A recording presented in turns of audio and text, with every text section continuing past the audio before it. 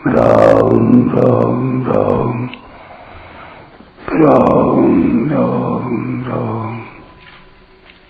राम राम राम नारायण नारायण। मार्मिक बात, यह नियम है कि जहाँ से बंधन होता है वहाँ से खोलने पर ही बंधन से छुटकारा हो सकता है। अतः मनुष्य शरीर से ही बंधन होता है और मनुष्य शरीर के द्वारा ही बंधन से मुक्ति हो सकती है। अगर मनुष्य का अपने शरीर के साथ किसी प्रकार का भी अहंता ममता रूप संबंध न रहे तो वह मात्र संसार से मुक्त ही है। अतः भगवान शरीर के साथ माने हुए अहंता ममता रूप संबंध का विच्छेद करने के लिए शरीर को क्षेत्र बताकर उसको इदंता से यानी पृथकता से देखने के लिए कह रहे हैं, जो कि वास्तव में पृथक है ही। शरीर को इदंता से देखना केवल अपना कल्याण चाहने वाले साधकों के लिए ही नहीं, प्रत्युत मनुष्य मात्र के लिए परम आवश्यक है। कारण कि अपना उद्धार करने का अधिकार और अवसर मनुष्य शरीर में ही है। यही कारण है कि गीता का उपदेश आरंभ करते ही भगवान ने सबसे पहले शरीर और शरीरी की पृथकता का वर्णन किया है। इदम का अर्थ है यह, अर्थात अपने से अलग दिखने वाला। सबसे पहले देखने में आता है पृथ्वी, जल, तेज, वायु तथा आकाश से बना यह स्थूल शरीर। यह दृश्य है और परिवर्तनशील है। इसको देखने वाले हैं नेत्र।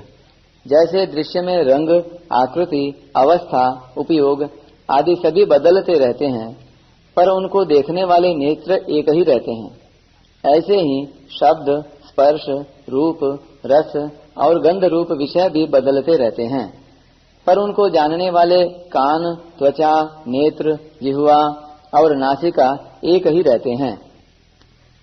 जैसे नेत्रों से ठीक दिखना, कम दिखना और बिल्कुल न दिखना, ये नेत्र में होने वाले परिवर्तन मन के द्वारा जाने जाते हैं, ऐसे ही कान, त्वचा, जिह्वा और नासिका में होने वाले परिवर्तन भी मन के द्वारा जाने जाते हैं। अतः पांचों ज्ञानेंद्रियां भी दृश्य हैं, अर्थात कान, त्वचा, नेत्र, जिह्वा और नासिका ये भी दृश्य हैं। कभी क्षुब्ध और कभी शांत, कभी स्थिर और कभी चंचल, ये मन में होने वाले परिवर्तन बुद्धि के द्वारा जाने जाते हैं। अतः मन भी दृश्य है।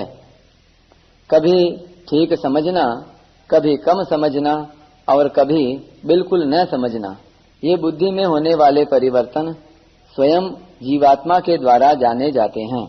अतः बुद्धि भी दृश्य है। बुद्धि आदि के दृष्टा स्वयं जीवात्मा में कभी परिवर्तन हुआ नहीं, है नहीं, होगा नहीं और होना संभव भी नहीं। वह सदा एक रस रहता है। अतः वह कभी किसी का दृश्य नहीं हो सकता। रूपम दृश्यम लोचनम दृक् तदृश्यम दृक्तु मानसम दृश्याधिवृत्तयः साक्षी दृगेव न तु दृश्यते।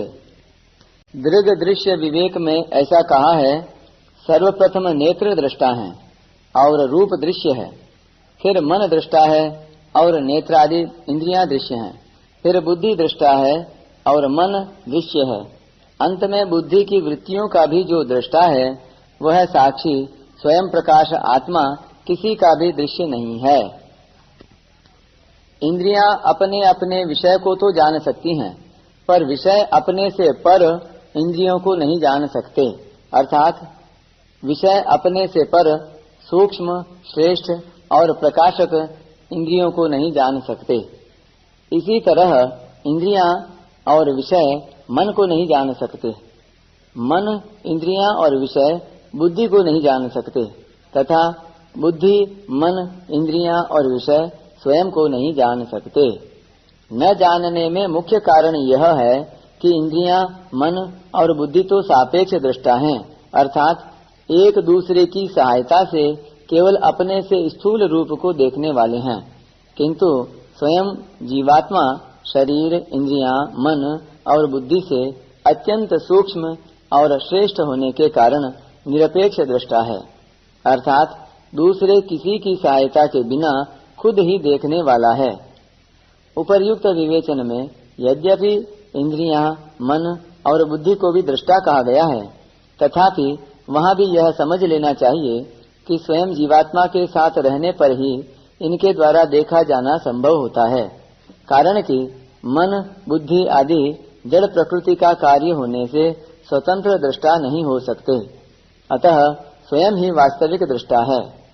दृश्य पदार्थ, शरीर, देखने की शक्ति, नेत्र, मन, बुद्धि और देखने वाला जीवात्मा, इन तीनों में गुणों की भिन्नता होने पर भी तात्विक एकता है, कारण कि तात्विक एकता के बिना देखने का आकर्षण, देखने की सामर्थ्य और देखने की प्रवृत्ति सिद्ध ही नहीं होती।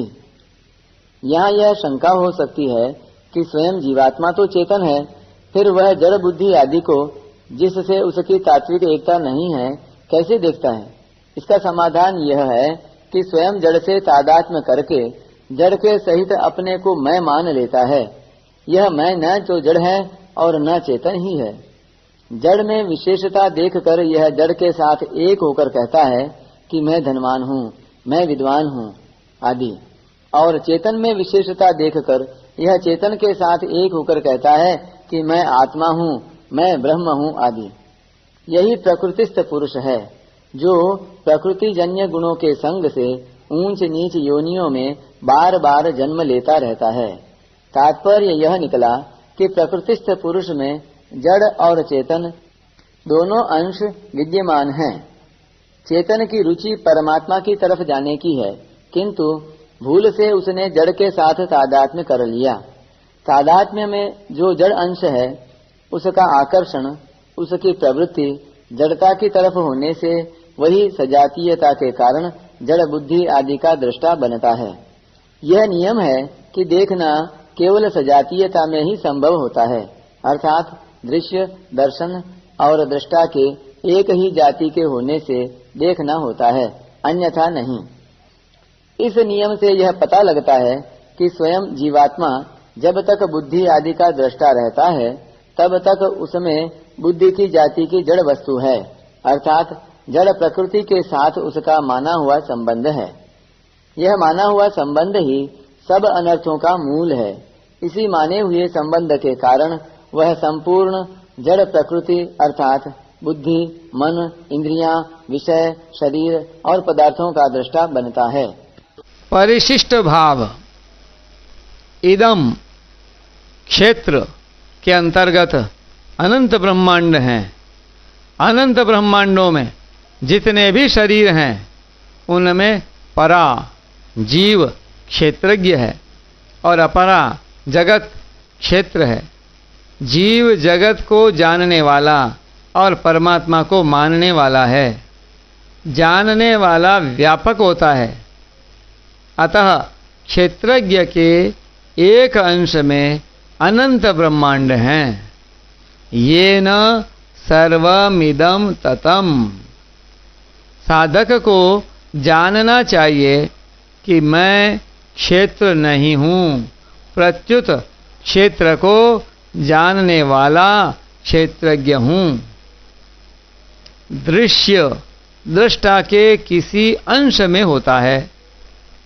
जैसे आंख से सब कुछ देखने पर भी आंख नहीं भरती, अतः वास्तव में आंख दृश्य से भी बड़ी हुई। बुद्धि से कितनी ही बातें जान लें, पर बुद्धि कभी भरती ही नहीं, खाली ही रहती है। ज्यों भरते हैं त्यों खाली होती है, अतः बुद्धि बड़ी हुई। ब्रह्मा जी की उत्पत्ति, स्थिति और प्रलय भी हमारी बुद्धि के जानने के अंतर्गत हैं। स्थूल, सूक्ष्म और कारण संपूर्ण शरीर दृश्य हैं। ऐसे ही स्थूल, सूक्ष्म और कारण संपूर्ण सृष्टि भी दृश्य है। यह संपूर्ण दृश्य दृष्टा क्षेत्रज्ञ के किसी अंश में है। जैसे धन के संबंध से मनुष्य धनवान कहलाता है, किंतु धन का संबंध न रहने पर धनवान व्यक्ति तो रहता है, पर उसकी धनवान संज्ञा नहीं रहती। ऐसे ही क्षेत्र के संबंध से स्वयं क्षेत्रज्ञ कहलाता है, किंतु क्षेत्र का संबंध न रहने पर क्षेत्रज्ञ स्वयं तो रहता है, पर उसकी क्षेत्रज्ञ संज्ञा नहीं रहती। तात्पर्य है कि एक ही चिन्मय तत्व समझने की दृष्टि से क्षेत्र के संबंध से क्षेत्रज्ञ, क्षर के संबंध से अक्षर, शरीर के संबंध से शरीरी, दृश्य के संबंध से दृष्टा, साक्ष्य के संबंध से साक्षी और करण के संबंध से कर्ता कहा जाता है। वास्तव में उस तत्व का कोई नाम नहीं है, वह केवल अनुभव रूप है।